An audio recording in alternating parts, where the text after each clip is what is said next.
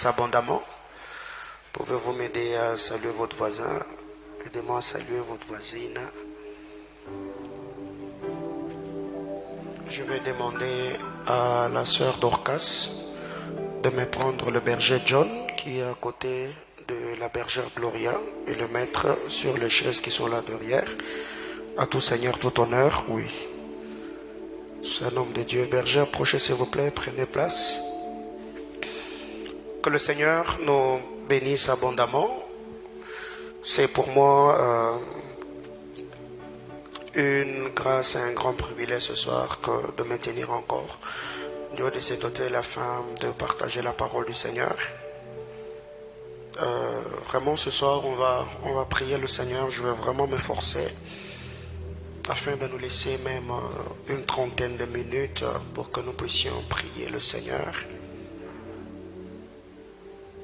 Depuis le matin, je me suis réveillé comme d'habitude. Je passais une nuit dans ma chambre de prière et j'ai passé presque toute ma journée en train de prier. C'est vers 14h, 15h que je vis le visage de ceux de la maison parce que j'étais enfermé depuis le matin. Certes, je me sens fatigué en étant en jeûne, mais je crois que le Seigneur, par sa grâce, nous fortifiera. Alléluia. Dis à ton voisin que le pasteur a beaucoup prié pour toi aujourd'hui. Et je crois que le Seigneur, par sa grâce, il exaucera chacune de paroles sorties de ma bouche aujourd'hui en faveur de l'Église. Alléluia. Que le Seigneur bénisse abondamment tous les internautes. Que Dieu bénisse tous les bien-aimés frères et sœurs. De partout vous êtes en train de nous suivre. Que la grâce de notre Seigneur Jésus-Christ soit avec vous. Si on peut m'arranger mon micro, c'est un peu lourd. On va lire la parole de Dieu. Néhémie chapitre 2 du verset 1er au verset 6. Néhémie chapitre 2 du 1er au 6e verset. Merci. Néhémie chapitre 2 du verset 1er au verset 6. Si vous êtes là, nous pouvons déjà lire ensemble 1, 2, 3, go. Au mois de Nissan, la 20e année du roi Artaxerxès, comme le vin était devant lui, j'ai pris le vin et je l'offris au roi. Je n'avais jamais paru triste en sa présence. Le roi me dit, pourquoi as-tu mauvais visage? Tu n'es pourtant pas malade. Ce n'est peut-être qu'un chagrin de cœur. Je fus saisi d'une grande crainte. Et j'ai répondu au roi, que le roi vive éternellement. Comment n'aurais-je pas mauvais visage lorsque la ville où sont les sépulcres de mes pères est détruite et que ses portes sont consumées par le feu? Et le roi me dit, que demandes-tu? J'ai prié le Dieu des cieux. Et j'ai répondu au roi, si le roi le trouve bon, et si ton serviteur lui est agréable, envoie-moi en Juda vers la ville des sépulcres de mes pères pour que je la rebâtisse. Le roi auprès duquel la reine était assise me dit alors, combien ton voyage durera-t-il et quand seras-tu de retour? Il plut au roi de me laisser partir et je lui fixai un temps, parole du Seigneur. Je nous prie de reprendre nos places. Amen, amen. Que le Seigneur nous bénisse abondamment. Bien-aimés dans le Seigneur, cette nouvelle série d'enseignements autour de notre thème de bâtir. Nous l'avons introduit depuis le premier dimanche de ce mois de septembre. Et je crois de tout cœur que le Seigneur, Dieu Tout-Puissant, a encore des choses à nous dire ce soir. Alléluia. Amen, amen. Le mercredi, nous avons parlé, exploitant le texte de Genèse chapitre 1er, nous avons dit que le Seigneur, le Créateur par excellence, étant le bâtisseur par excellence, étant le maître ou le Seigneur de tout esprit, en bâtissant de trois choses. Premièrement, la Bible déclare Dieu dit. Deuxièmement, Dieu fit. Troisièmement, Dieu vit. Ce sont des choses que nous avons partagées le mercredi par la grâce du Seigneur. Nous avons dit, Dieu a créé par la parole, il a fait les constats, il a séparé, il a appelé ou encore nommé. Nous avons parlé d'un bon nombre de choses. De par les obstacles que Néhémie a connus, la première des choses, nous avons parlé du déplaisir de Sambala et Tobija, Néhémie chapitre 2, le verset 10. Deuxièmement, nous avons parlé de la moquerie que Néhémie a connue. Troisièmement, nous avons parlé de la colère et les mauvais sorts. Mais aussi, nous avons dit, nous devons apprendre à associer des hommes spirituels dans ce que nous faisons. Selon Néhémie chapitre 3, le verset 1er, la Bible déclare, le souverain sacrificateur et ses frères, le sacrificateur, s'élevèrent, bâtirent la porte de brebis et la consacrèrent à l'Éternel. Et nous avons dit, quand on engage des autorités spirituelles dans nos batailles, quand nos vies, quand ce que nous faisons est consacré ou dédié au Seigneur, aucune entité sur terre ne peut porter atteinte à ce qui est consacré ou dédié au Seigneur. Et là, nous avons exhorté l'Église à pouvoir chercher le Seigneur et désirer cet accompagnement spirituel. En lisant la parole de Dieu, après s'arrangez-moi les sons s'il vous plaît. En lisant la parole de Dieu dans le texte de Néhémie chapitre 2 que nous avons lu, la Bible déclare au mois de Nissan, la 20e année du roi Artaxerxes, la Bible déclare, comme le vin était devant le roi, j'ai pris le vin et j'offris au roi.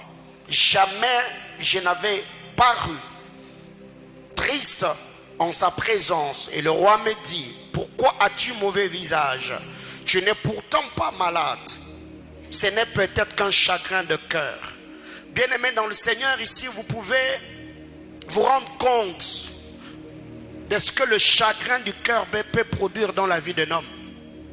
Je crois que Dieu, et dans l'année prochaine, on parlera autour des blessures de l'âme.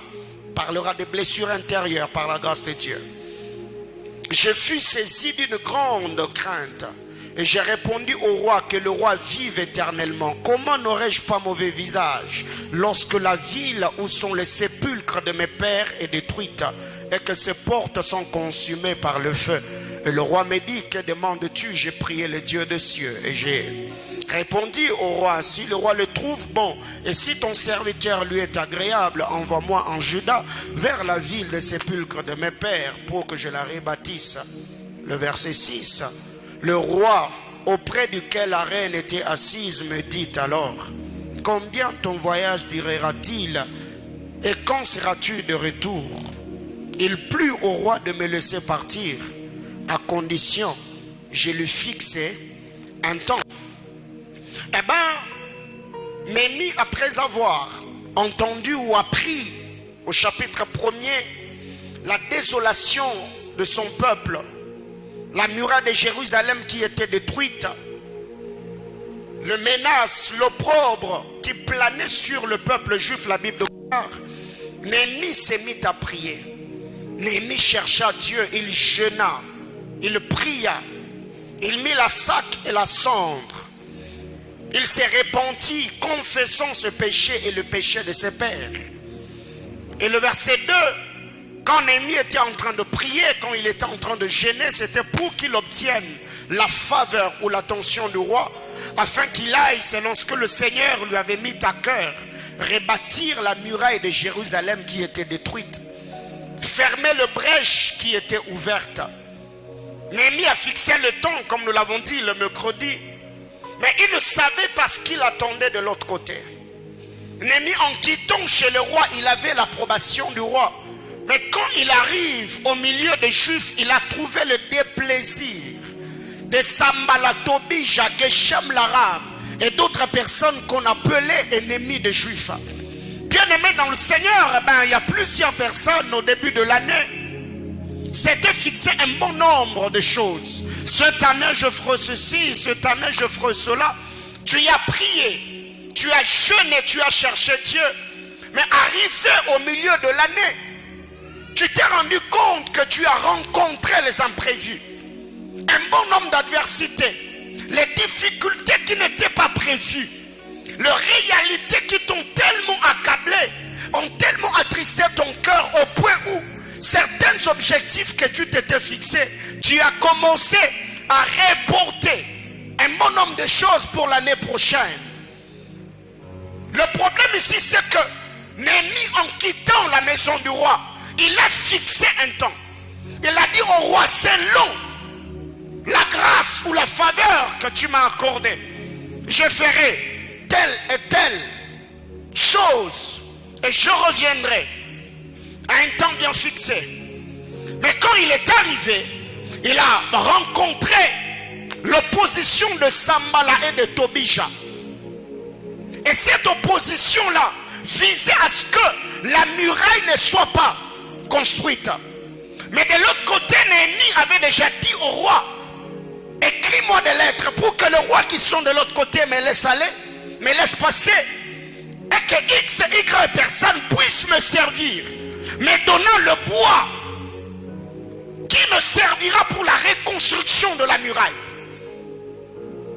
Mais quand Néhémie rencontre l'opposition de Sanballat et de Tobija, cela allait soit empêcher Néhémie à ne pas bâtir et rentrer auprès du roi sans pour autant accomplir la mission que le Seigneur lui avait confiée, ça veut dire rebâtir la muraille, soit rester persistant, luttant face à Sanballat et Tobija, dépasser même le délai qu'il avait fixé au roi. Ce qui fait qu'il y a beaucoup de gens aujourd'hui se sont découragés. Quand tu as commencé ces projets-là, il y a même des paroles de grâce qui ont été libérées sur toi. Il y a d'autres personnes même qui ont reçu des messages prophétiques sous forme d'approbation de Dieu. Dieu a dit, engage-toi, ça va marcher.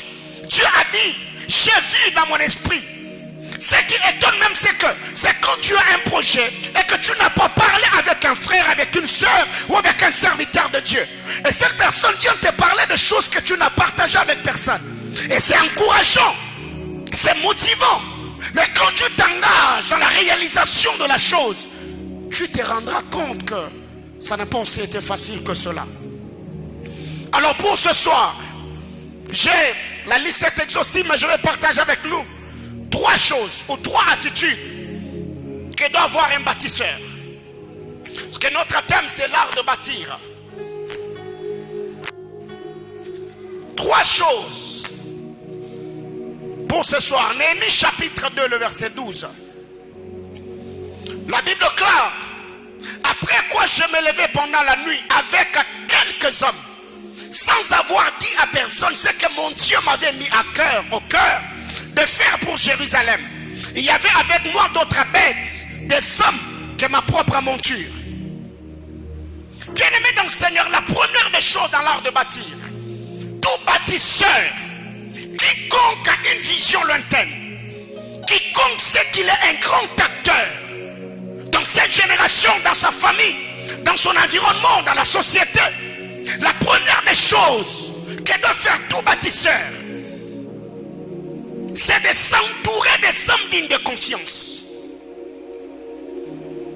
Il faut être entouré par des bonnes personnes, des gens sur qui tu peux compter, des gens qui peuvent te booster même si tu sens que la mollesse, la lourdeur, la négligence, la distraction ou encore les difficultés auxquelles tu es confronté commencent même à étouffer la flamme que tu avais. Bien-aimé dans le Seigneur, la Bible déclare dans les livres de Proverbes, faute de conseiller, le projet échoue. Dans d'autres versions, il est dit, par manque des hommes, les grandes réalisations sont retardées. Combien de personnes aujourd'hui avaient des talents, des potentiels, d'habiletés, des destinées promettantes, mais aujourd'hui ces personnes ne sont nulle part, seulement parce qu'ils ont pensé ou cru qu'ils étaient des personnes à tout accomplir, alors que la grâce de Dieu sur nous est là pour révéler notre particularité, pas pour que nous fassions tout. Il y a des gens qui ont de grands potentiels, mais ceux qui ont retardé leur destinée parce qu'ils se sont comportés comme des Luc, cavaliers solitaires. Il n'a besoin de personne. Faute des conseillers, le projet échoue. Faute de hommes compétents, des hommes dignes de confiance, plusieurs destinées sont retardées. Quand vous lisez la parole de Dieu, même dans la vie de notre bien-aimé Sauveur, après le baptême, Jésus est allé au désert, il a jeûné pendant 40 jours et 40 nuits.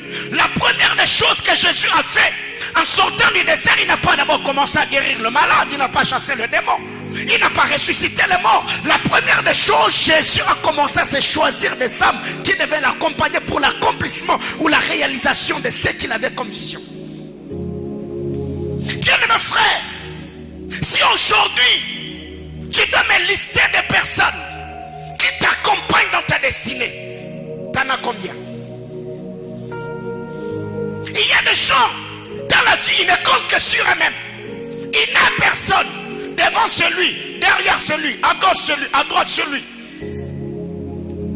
Et ce sont des personnes qui ont le leadership ou la mentalité du cocotier. Quand le cocotier s'élève, il s'élève seul. Il peut aller plus haut que cela. Mais quand le vent, le tempête vont souffler, il tombera encore seul. Mais le bananier n'a pas la taille du cocotier ou du palmier. Mais quand le bananier pousse, il est entouré par d'autres bananiers. Même s'il arrivait que le bananier est déjà fatigué, qu'il n'a plus de vie, le bananier qui est fatigué, ils peuvent s'appuyer sur d'autres bananiers montantes. Ce qui fait qu'il y a des gens aujourd'hui qui ont même perdu l'onction, qui ont perdu beaucoup d'opportunités seulement parce que quand même vous priez pour l'élévation, vous montez seul. Avant-hier, j'étais en train de parler avec un collègue. Il m'a dit, mais la vitesse avec laquelle tu es en train de venir, comment tu expliques? Manaïm n'a pas encore 2 ans, mais tu y as déjà ouvert 2 extensions. J'ai dit, écoutez, j'ai la mentalité des missionnaires. Parce qu'au centre missionnaire Manaïm, nous sommes des missionnaires à mission. Ça me servira à quoi d'avoir une église où j'ai 80 prédicateurs qui ne font rien? Alors qu'il y a des endroits où ces gens-là peuvent partir, gagner les âmes et bâtir de grandes églises. Bien-aimés dans le Seigneur, tout bâtisseur, la première des choses, il doit penser à avoir des agents accompagnateurs. Le bien-aimé Sauveur l'a fait.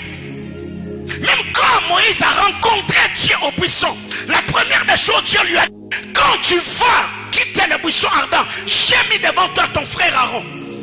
Comme toi tu es bègue, toi tu seras Dieu pour Pharaon. Et Aaron, ton frère, ton accompagnateur, sera ton prophète.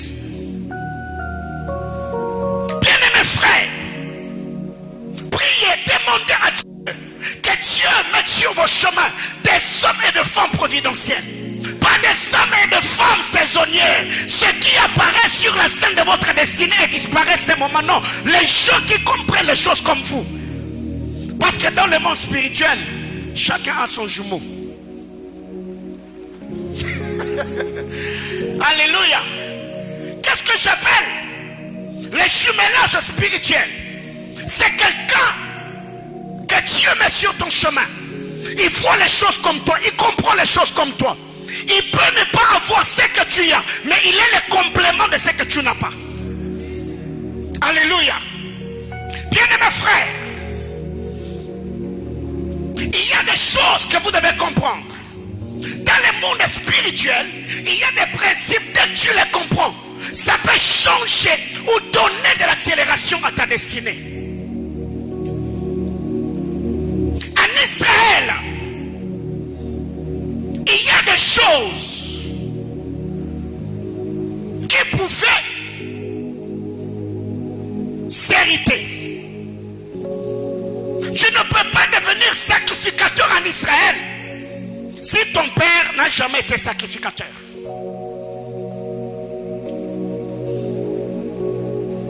Le prophétique était une onction qui s'héritait par le manteau d'un prophète.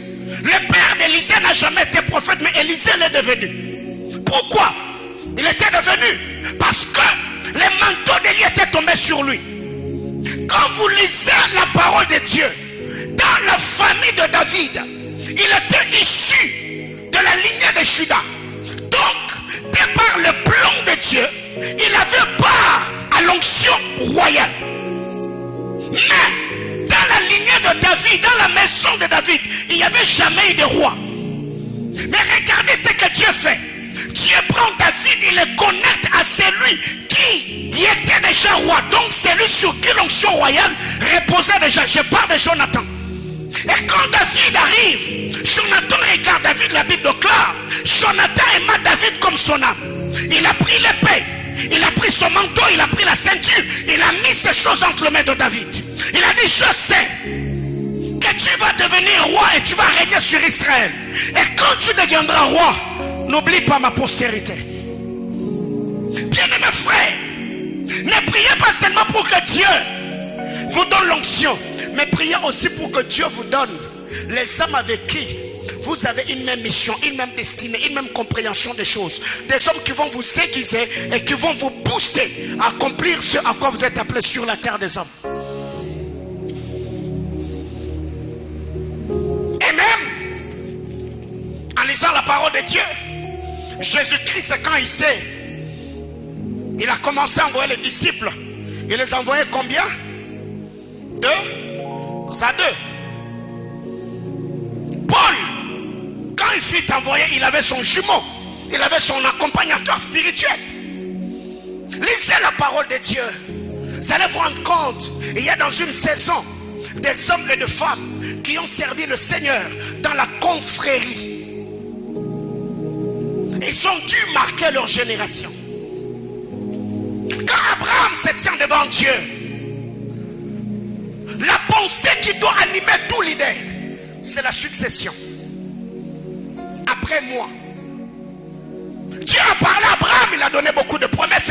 Abraham dit à Dieu, mais écoute, tout ce que tu es en train de me dire là, qui va l'hériter si ce n'est Eliezer de Damas? Alors qu'Abraham était déjà vivant, il était déjà en train de penser à la succession. Qui va me remplacer? Ça, c'est parmi le combat de tout leader. Tout quiconque sait qu'il est un grand bâtisseur, il ne va pas faire les choses seulement pour sa génération, mais il bâtira également pour des générations futures. La presse. Eh bien, il y a des choses comme ça qui arrivent.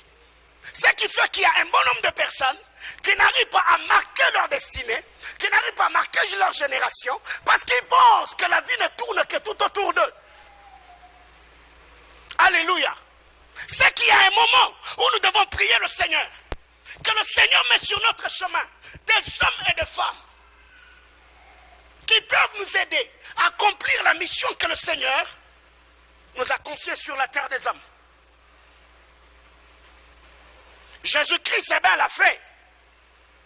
Après avoir jeûné, après avoir prié, il est allé au désert où il a jeûné, il a prié. Et quand il est sorti du désert, il a commencé à choisir.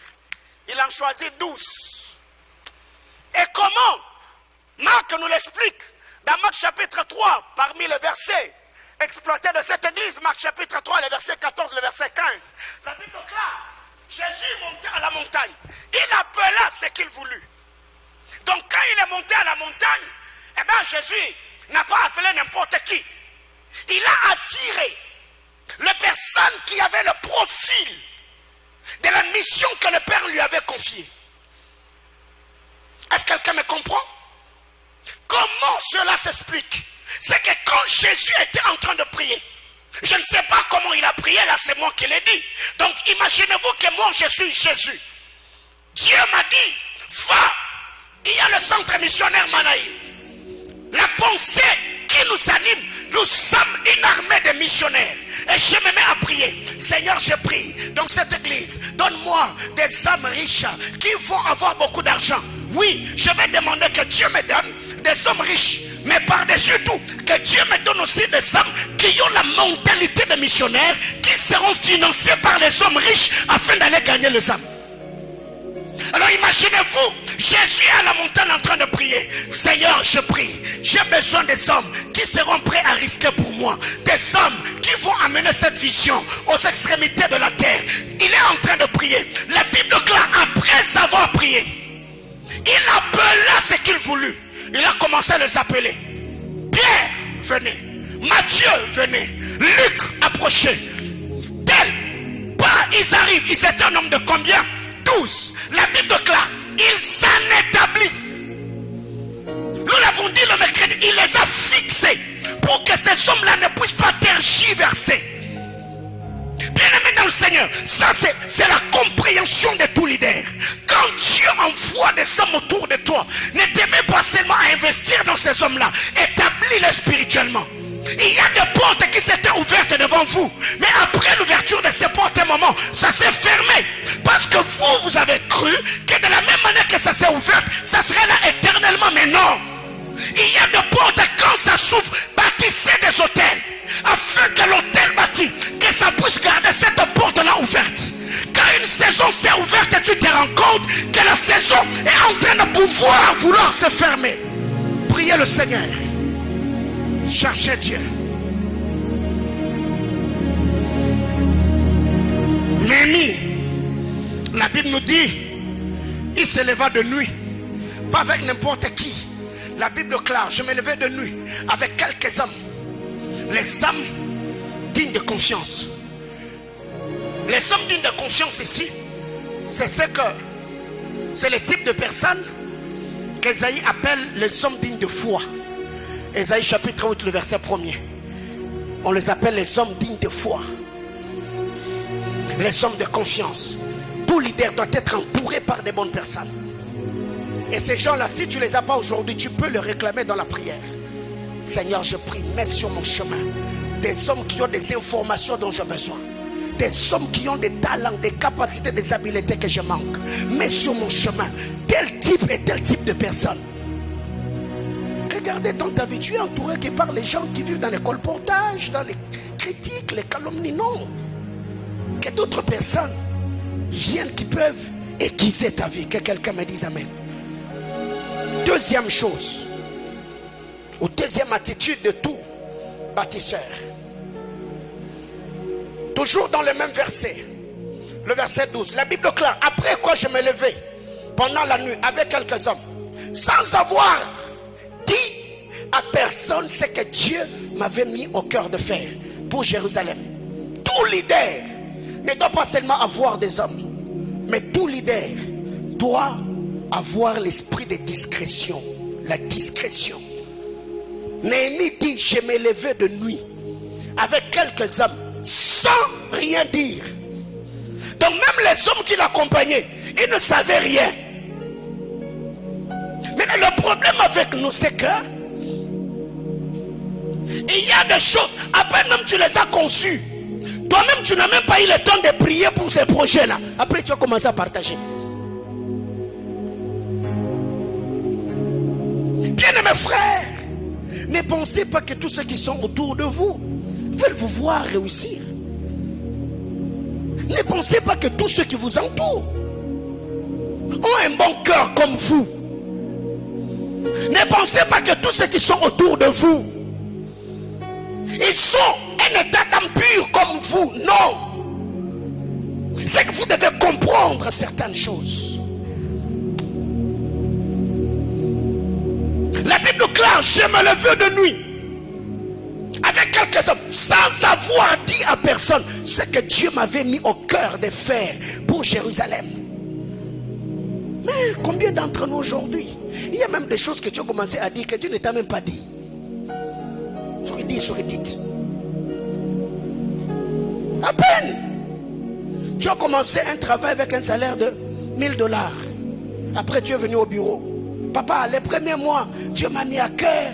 Voyez, je vais acheter une autre télé. Non, mais depuis que tu as touché tes $1000 là. Est-ce que tu es encore venu au bureau?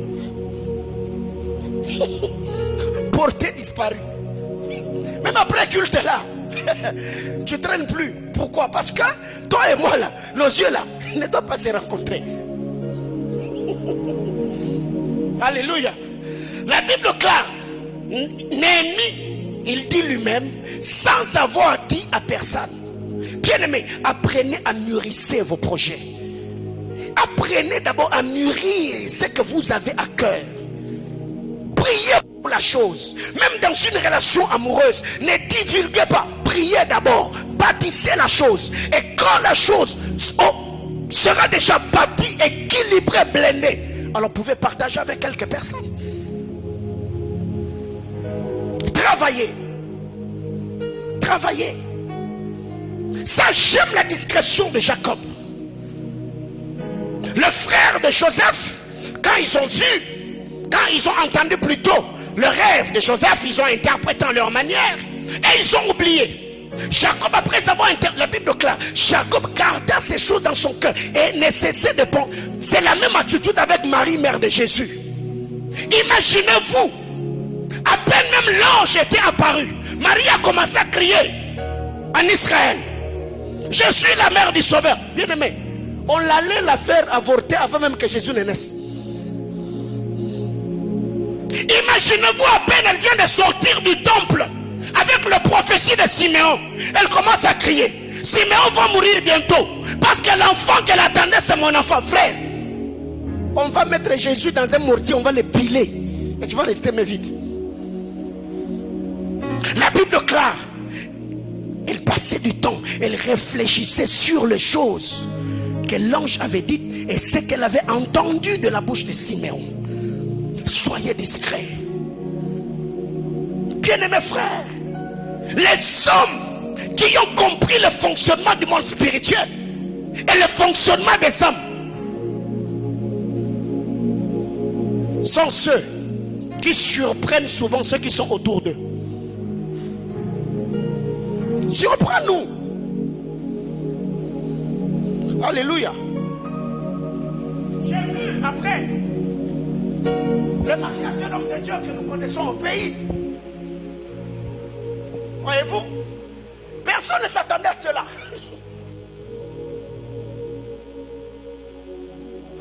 Et moi j'ai beaucoup aimé sa sagesse et sa discrétion. Parce qu'avec tout ce qu'il a connu, imaginez-vous que si déjà la chose était sortie bien avant. Bien aimé frère, il y a des gens qui allaient écrire à cette soeur-là pour la diaboliser, dire certaines choses. Mais il a géré sa relation jusqu'à ce que, pouf, tous on a vu les photos sur Facebook. Ah, va alors détruire le mariage d'autrui. On les a déjà bénis, ils vont rester là. Mais le problème avec nous, on t'a seulement dit: est-ce que tu peux m'accorder la chance de sortir avec toi à 21h pile, 21h05 minutes. Déjà, toi-même, tu as balancé. Tu n'es en compétition avec personne. Parce qu'il y a aussi d'autres personnes, vous n'arrivez pas à garder le secret, vous ne savez pas vivre dans la discrétion, parce que vous voulez montrer aux autres que vous aussi vous êtes dans votre saison. Bien-aimés frères, gardez le secret. Non, eux, comme ils sont en train de se marier, non, ils doivent savoir que moi aussi, on m'a fait la demande. Non, dis à ton voisin, tu n'es en compétition avec personne. Mûrissez ce que vous faites. Alléluia. Néhémie chapitre 2, le verset 13. J'ai sorti de nuit par la porte de la vallée et je me dirigeais contre la source du dragon, vers la porte du fumier, considérant le muraille en ruine de Jérusalem et réfléchissant à ces portes consumées par le feu. Troisième attitude que doit avoir un bâtisseur: l'observation et la réflexion. La Bible clare, c'est lui qui réfléchit sur les choses. Fait comment? Trouve le bonheur. La loi de la réflexion est une loi importante dans la vie de tout bâtisseur. La loi de l'observation est une loi importante pour tout bâtisseur. Quand vous lisez la parole de Dieu, dans Genèse chapitre 24, le dernier verset, la Bible clare, alors qu'Eliezer de Damas, le serviteur d'Abraham, était en train de venir avec Rebecca, la Bible clare, Isaac était sorti, il était dans le champ en train de méditer. Dans d'autres versions, il était en train de réfléchir. Pas de réflexion profonde sans la solitude. Il y a beaucoup de gens qui n'arrivent pas à mûrir les idées, le projet qu'ils ont, parce que vous êtes trop accompagnés. Vous êtes trop entourés par les hommes. Tout leader, tout bâtisseur doit avoir des moments de solitude où il est seul à seul, soit avec Dieu, soit avec lui-même, soit avec sa destinée. Tu réfléchis. Qu'est-ce que je dois faire? Comment je dois le faire? Tu pries, tu poses des questions à Dieu. Si tu dois mettre des choses par écrit, tu les mets par écrit. Pourquoi? Parce que tu sais et tu sais que tu n'as pas de temps. Bien aimé, aujourd'hui, depuis le matin, j'ai vu mes enfants à 15 heures. Depuis le matin. Pourquoi? Parce que j'étais depuis le matin dans la présence de Dieu. Je priais, je réfléchissais. Je lisais, je me reposais. Je priais, je réfléchissais. Je dois réfléchir. Qu'est-ce que nous devons faire pour la croissance de l'église? Que Soumbales a besoin de nous. Nous devons ouvrir à Colosie. Comment je dois gérer les extensions? Je réfléchis. Maintenant, le problème avec toi, c'est que toi, tu penses que tous, on est distraits. Tous, on est dans les bruits comme toi. Non. Avant qu'on vienne dans les bruits là, nous, on a déjà réfléchi, on a déjà prié, on a planifié. Après, on vient te trouver dans les bruits.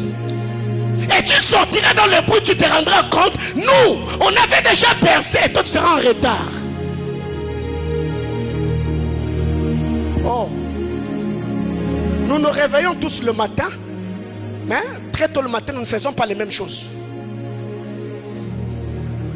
Tu avais rendez-vous avec ton ami là, à 12h, 13h. Est-ce que ce qu'il a fait le matin, c'est ce que tu as fait? Mais non, vous n'aurez pas les mêmes résultats. Alors il y a des gens comme ça, parce qu'on est tous célibataires. Non, non, elle est célibataire, toi tu es célibataire. Mais elle le matin, avant de te rencontrer, avant de t'écrire sur WhatsApp vers 10h là, elle avait déjà prié, elle avait déjà embelli sa journée dans la prière. Mais toi quand tu t'es réveillé, tu as récupéré les séries que tu n'avais pas fini la nuit sur Novelas.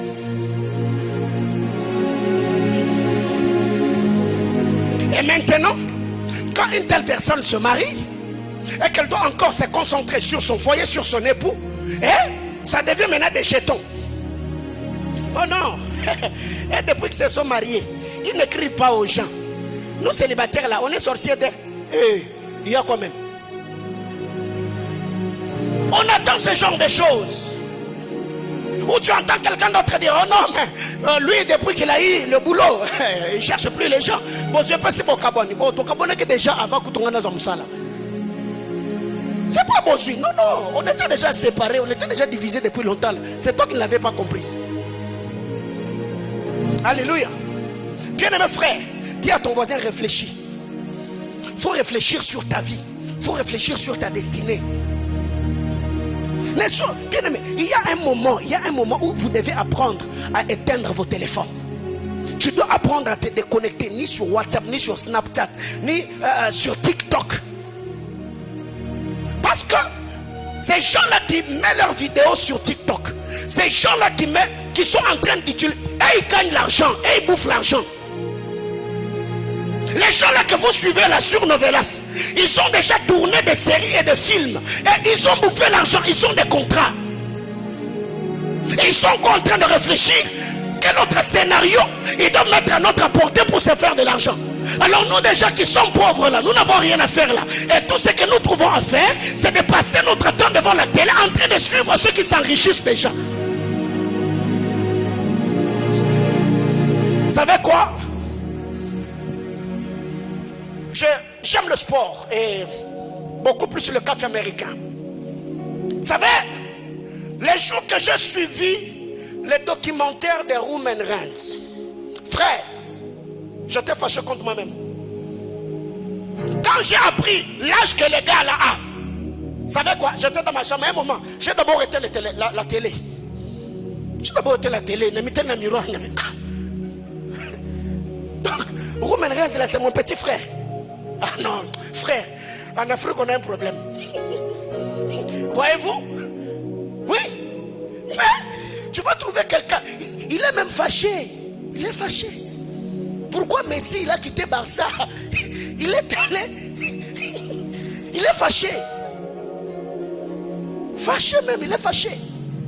Papa, il fait sa vie. Je ne suis pas contre les sports, on doit se divertir. On doit se détendre, on doit se changer les idées. Mais avant de suivre les sports là, il faut faire quelque chose dans la vie, frère. Et depuis lors dans ma vie, je n'aime pas de distractions inutiles. Parce que j'ai des défis à relever, j'ai des challenges. Parce qu'à un certain âge, on ne doit plus se comporter comme si on était dans le vingtaine. Ainsi déjà tu as 20 ans, frère. 20 ans déjà c'est beaucoup. Que quelqu'un me dise amen. Néhémie dit, j'ai sorti de nuit par la porte de la ville et je me dirigeais contre la source du dragon, vers les portes du fumier, considérant la muraille, l'observation en ruine de Jérusalem, et réfléchissant sur le porte, il considérait, il observait, il regardait, il analysait. Et c'est les hommes qui réfléchissent, qui analysent, qui finissent toujours par voir les portes des opportunités. La loi de la réflexion, les analyses. Et il y a beaucoup de gens comme ça qui parlent beaucoup avec, ils savent que je suis trop analyste, trop. L'esprit analytique, la loi de l'observation, ça caractérise ma vie. J'ai réfléchi sur tout ce qui passe sous mes yeux. Tout bâtisseur doit veiller sur ces trois choses. Alors,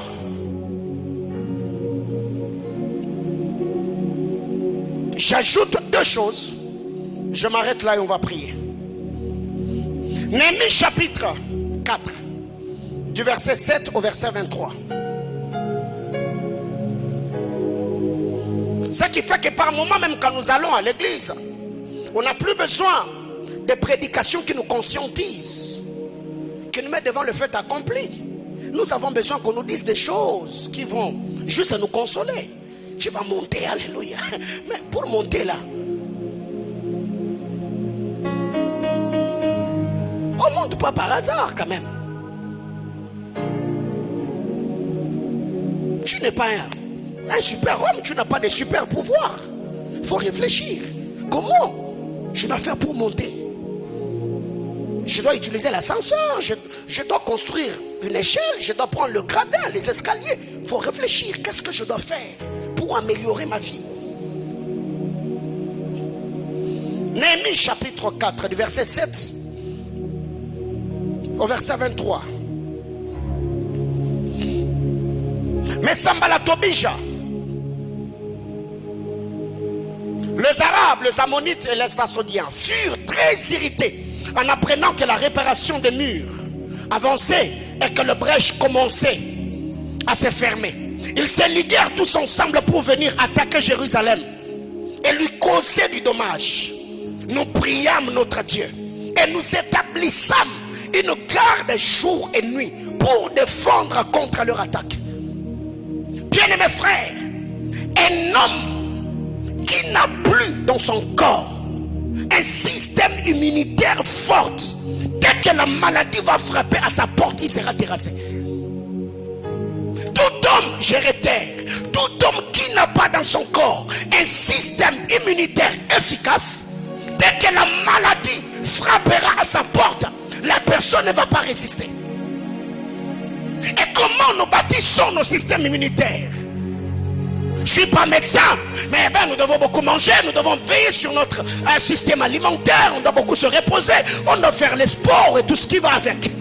Mais tu te rendras compte, il y a des gens qui savent que dans ce monde, on a tant de défis, on a d'adversité, il y a beaucoup de difficultés, de réalités auxquelles on est confronté. Mais quand tu regardes la personne autour de lui, il n'a aucun système immunitaire spirituel pour sa sécurité et sa protection. Ce qui fait que quand le diable vient attaquer ta famille, bien aimé dans le Seigneur, il vous attaque, il vous roule dans la farine. Tout ce que tu entreprends, ça ne prospère pas. Pourquoi? Parce que ta vie, tu es exposé. La Bible déclare, les hommes que Néhémie avait placés, c'était pour défendre contre les attaques. Cependant, Judas disait, les forces manquèrent à ceux qui portent le fardeau. Et les décombres sont considérés. Nous ne pourrons pas bâtir la muraille. Et nos ennemis disaient, ils ne sauront et ne verront rien jusqu'à ce que nous arrivions au milieu d'eux. Nous les tuerons et nous ferons ainsi cesser l'ouvrage. Or les Juifs qui habitaient près d'eux vinrent 10 fois nous avertir de tous les lieux où ils se rendaient vers nous. C'est pourquoi j'ai placé, bien aimés frères, un moment dans la vie, nous avons besoin que l'onction prophétique soit opérationnelle, que l'esprit prophétique soit activé pour Néhémie, il avait des gens qui lui amenaient des informations. Alors imaginez-vous si ces gens-là n'étaient pas là. Il allait être surpris, il allait être détruit et le travail n'allait pas évoluer. Bien-aimé dans le Seigneur, quand tu vois dans un mouvement comme celle-ci, où le Seigneur a répandu dans l'église l'onction prophétique, et tu vois les gens qui s'élèvent attaquant cette onction-là, c'est qu'il y a un problème. Les gens, aujourd'hui Satan, il y a des machinations, il y a des manigances, il y a des choses que Satan fait dans la vie de plusieurs personnes. Eh bien nous avons besoin de l'Esprit de Dieu, nous avons besoin du discernement des esprits, nous avons besoin de la voix prophétique afin que Dieu nous éclaire, car la Bible déclare un peuple sans révélation est un peuple sans frein. C'est pourquoi tout bâtisseur peut ne pas être prophète, mais tout bâtisseur doit être prophétique. D'où il se rendait vers nous. C'est pourquoi j'ai placé dans les enfoncements derrière la muraille et sur le terrain sec le peuple sans famille, tous avec leur épée, leur lance et leur arc. J'ai regardé m'étant levé, j'ai dit aux grands, aux magistrats et au reste du peuple, ne craignez pas, souvenez-vous du Seigneur, car il est redoutable, et combattez pour vos frères, pour vos fils et pour vos filles, pour vos femmes et pour vos maisons. Combattez, frère, combattez. Combat pour ta destinée, combat pour ton héritage, combat pour la conservation de ton onction, combat pour l'accomplissement des desseins de Dieu dans ta vie. Néhémie les a conscientisés, combattez. Pourquoi vous devez combattre? Combattez pour vos frères, combattez pour vos fils, combattez pour vos filles, combattez pour vos femmes, combattez pour vos maisons. Lorsque les ennemis apprirent que nous étions avertis, Dieu anéantit leur projet. Et nous retournâmes tous à la muraille, chacun à son ouvrage. Depuis ce jour-là, écoutez, depuis ce jour-là, comme Néhémie savait que l'ennemi allait toujours venir pour les attaquer, depuis ce jour-là, la moitié des serviteurs travaillaient. Et l'autre moitié était armée de lances, de boucliers, d'arcs et de cuirasses. Le chef était derrière toute la maison de Juda. Ceux qui bâtissaient la muraille et ceux qui portaient ont chargé le fardeau, travaillaient d'une main et tenaient une arme à l'autre main. Bien-aimés frères, on doit apprendre à s'adapter par rapport au système. La Bible classe ceux qui travaillaient là, quand ils ont appris que Sambala Tobija et tous les ennemis des Juifs avaient des plans machiavéliques pour les attaquer, la Bible classe, ils changèrent de stratégie. Ceux qui travaillaient, la main droite travaillait pour rebâtir la muraille et la main gauche tenait l'épée. Bien-aimés frères, ne travaillez pas seulement pour gagner vos vies, engagez-vous aussi dans le combat spirituel. Je travaille pour gagner l'argent, de l'autre côté je suis aussi fort spirituellement. Je prie pour mes affaires, mais aussi je renverse les autels qui peuvent s'élever d'une manière ou d'une autre pour déstabiliser ce que je fais. Une main travaillait pour rebâtir la muraille et l'autre main avait l'épée, avait l'arme de guerre. Bien-aimés frères, une nation qui travaille seulement pour son économie mais ne pense pas à développer son armée, cette nation-là, peu importe la force matérielle ou financière, il se retrouvera un jour menacé et tout sera par terre. Pourquoi? Parce que il savait, on ne sait pas quand est-ce que Sambala est obligé pour nous tomber dessus. La main rebâtit la muraille, l'autre main préparée à se lancer dans la bataille. Chacun d'eux en travaillant avec son épée saint autour des reins. C'est lui qui sonnait la trompette, se tenait près de moi. J'ai dit aux grands, aux magistrats et au reste du peuple, l'ouvrage est considérable et étendu et nous nous sommes dispersés sur la muraille, éloignés les uns des autres. Au son de la trompette, rassemblez-vous auprès de nous vers le lieu d'où vous l'entendrez. Notre Dieu combattra pour nous. C'est ainsi que nous poursuivions l'ouvrage. La moitié d'entre nous, la lance à la main, depuis le lever de l'aurore jusqu'à l'apparition des étoiles. Dans ce même temps, j'ai dit encore au peuple que chacun passe la nuit dans Jérusalem avec son serviteur. Faisons la garde pendant la nuit et travaillons pendant le jour. 23. Et nous ne quittions point nos vêtements, ni moi, ni mes frères, ni mes serviteurs, ni les hommes de garde qui me suivaient. Chacun avait que ses armes et son eau.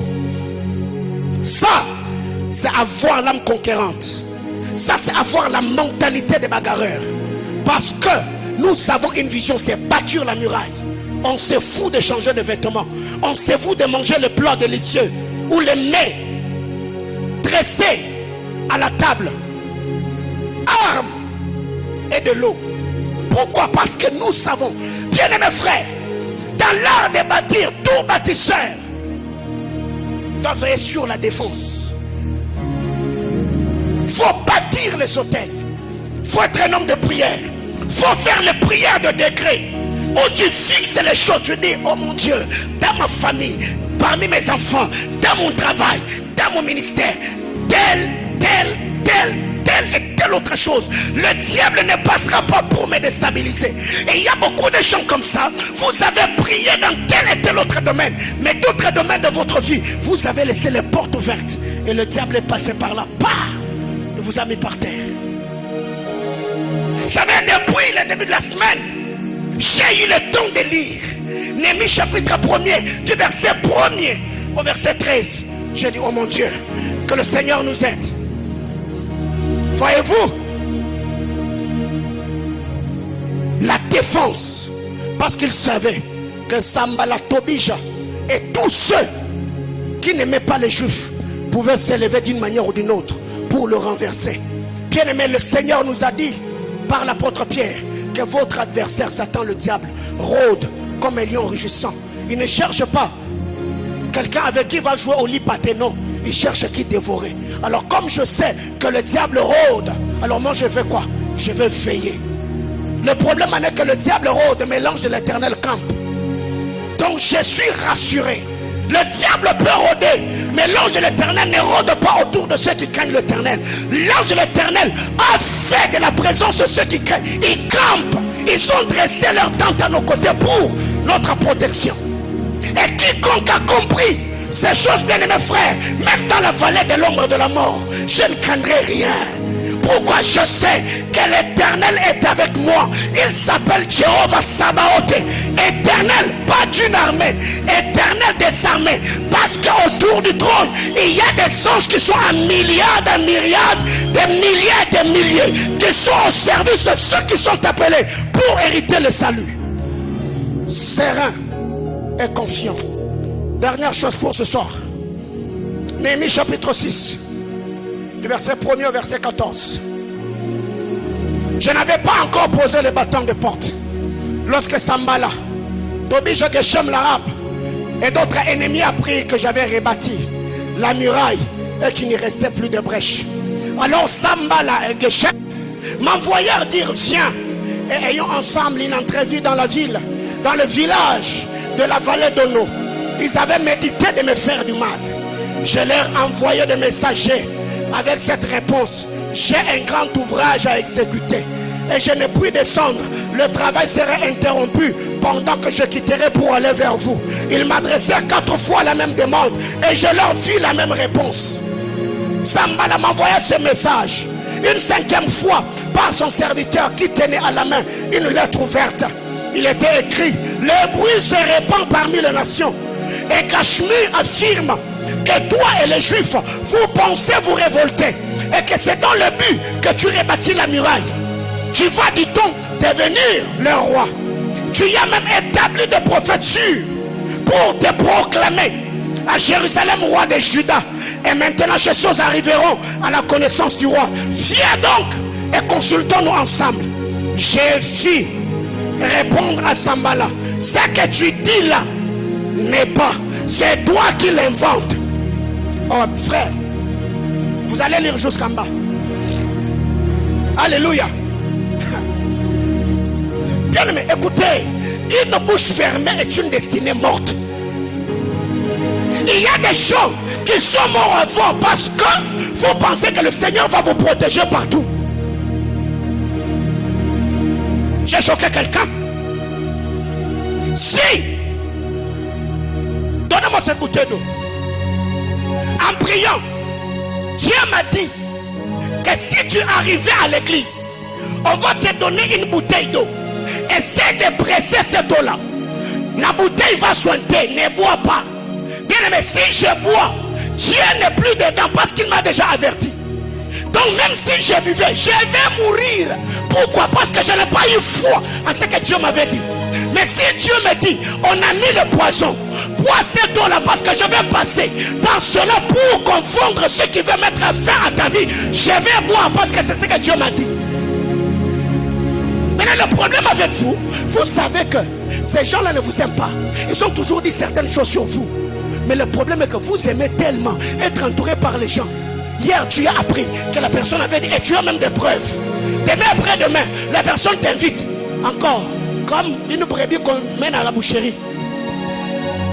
Frère, si toi tu as double vie, le jour que tu vas perdre la vie que tu as, tu vas récupérer l'autre là que tu as gardé dans ton réfrigérateur. Tu vas continuer. Moi je n'ai que cette vie.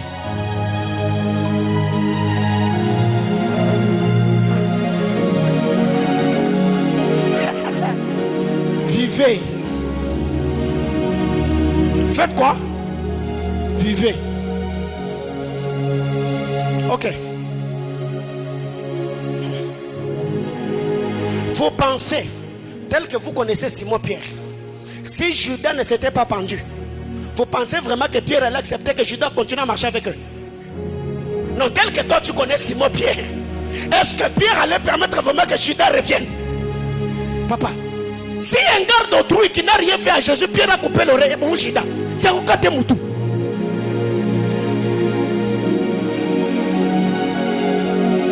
Alors qu'est-ce qui arrive? Bien aimé, la vie est précieuse. Ici, Néhémie savait que le message Sambala l'appelle pour mettre fin à sa vie. Et Néhémie lui dit, je lui fis cette réponse. Je suis occupé. Bien aimé, trouve-toi une raison. Tu as un mauvais pressentiment. Trouve-toi une raison. Écoutez, cette prophétie-là appartenait à Jésus. Il était emmené comme une brebis à la boucherie. Sans rien dire. Papa, moi je vais parler. Voilà, je vais parler. Moi je ne suis pas comme Abel. Son frère l'a tué, Abel n'a rien dit. C'est après qu'Abel meurt et perdu la vie que le sang d'Abel a commencé à crier. Jésus avant de mourir là, à la croix, il a fait quoi? Il a poussé un grand cri. Vous devez vous rendre compte. Et vous devez savoir qu'il n'a pas Koufa.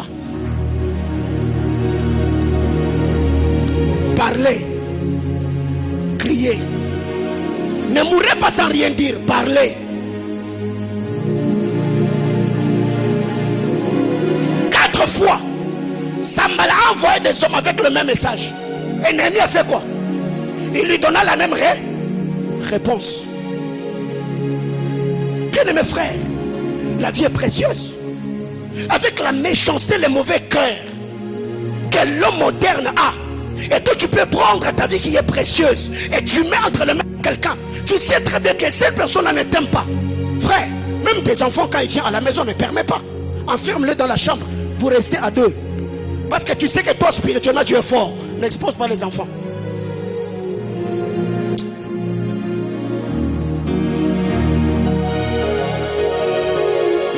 Je donne un exemple.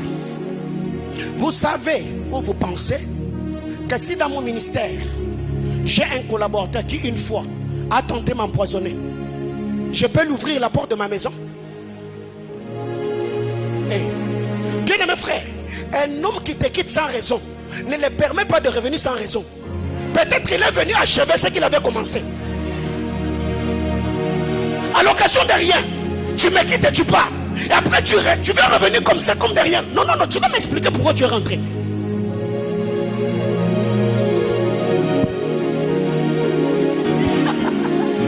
Non, là tu penses que toi tu es trop spirituel.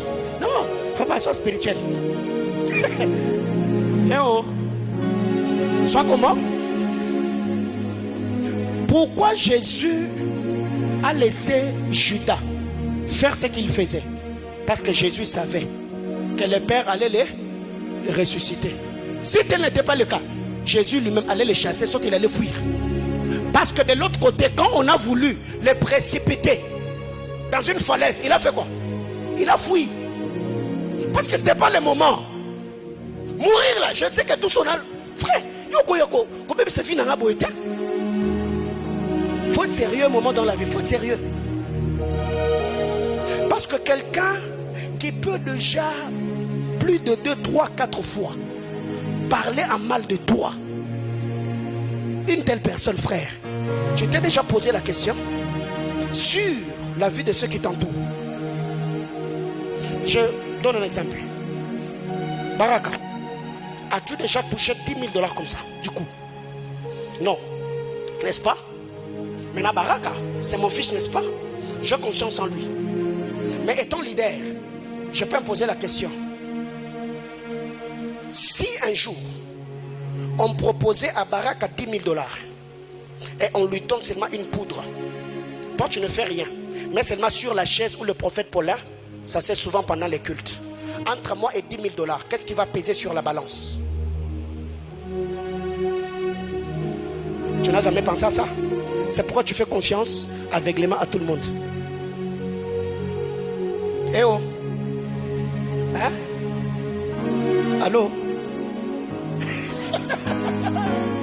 Tu n'as jamais pensé comme ça? Oui.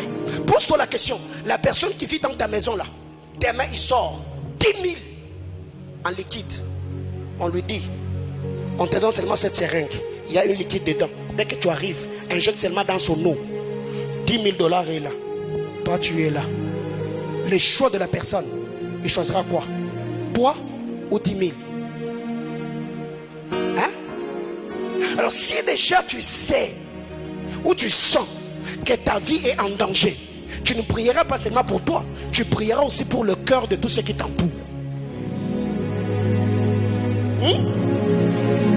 Chère maman, ne priez pas seulement pour que Dieu bénisse vos maris, priez aussi pour que Dieu donne un bon cœur à ceux avec qui il travaille.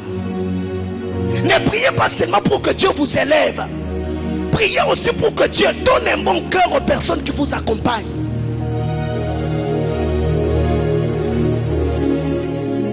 Est-ce que vous connaissez l'histoire de Thomas Sankara? Matthieu, lui, n'est pas dans la Bible. Si j'avais posé la question sur Saul de Tarse, tu allais te souvenir, Actes chapitre 9. Mais qui a mis fin à la vie, carrière politique de cet homme? Son meilleur ami. Et c'est qui? C'est Blaise Compaoré. Prends le temps de réfléchir. Regarde les gens qui t'entourent. Sois sélectif. Je ne suis pas en train de parler de la méfiance. Je ne dis pas méfiez-vous des gens. Non, non, non, non, non. Je ne suis pas en train de dire ça. Et ce n'est pas que demain. Pourquoi seulement... Lui, il est prophète. Pourquoi il a donné seulement l'exemple sur ses frères-là? Ce n'est pas une prophétie. Alléluia. Amen, amen. Alors, c'est quand tu sens que tu es un bâtisseur, tu as une grande destinée avec Dieu, frère. Sois exigeant avec toi-même, avec tous ceux qui t'entourent. Ouais. Quelqu'un ne peut pas venir dans ta vie comme ça. Tu ne le connais pas directement. Non, non, non, non, non, non, non. Quelqu'un avec qui vous avez étudié à Imara il y a 15 ans.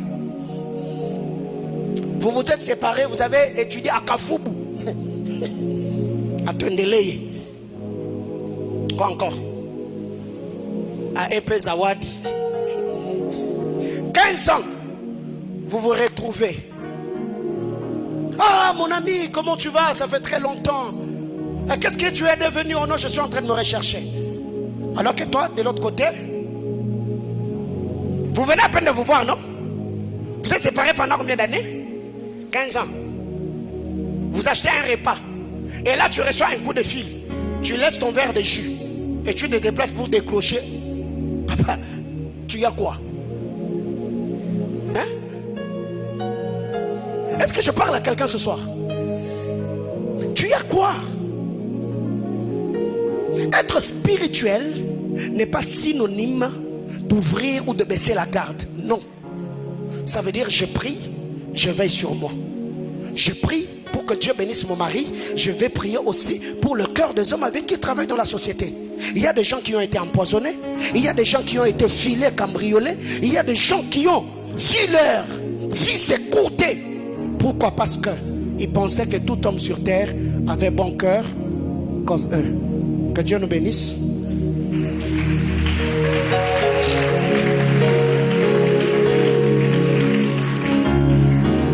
On va prier pendant 15 minutes.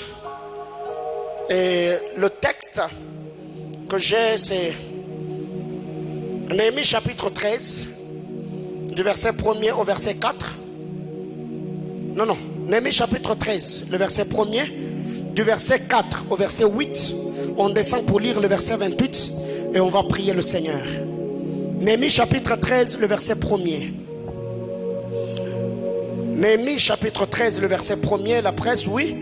Néhémie chapitre 1er, le verset, chapitre 13, le verset 1er. Dans ces temps, on lit en présence du peuple dans les livres de Moïse et on y trouva écrit que l'ammonite, n'oubliez pas que Tobija était ammonite, que l'ammonite et les moabites ne devraient jamais entrer dans l'assemblée de Dieu. Le verset 4, du verset 4 au verset 8. Du verset 4 au verset... Ok.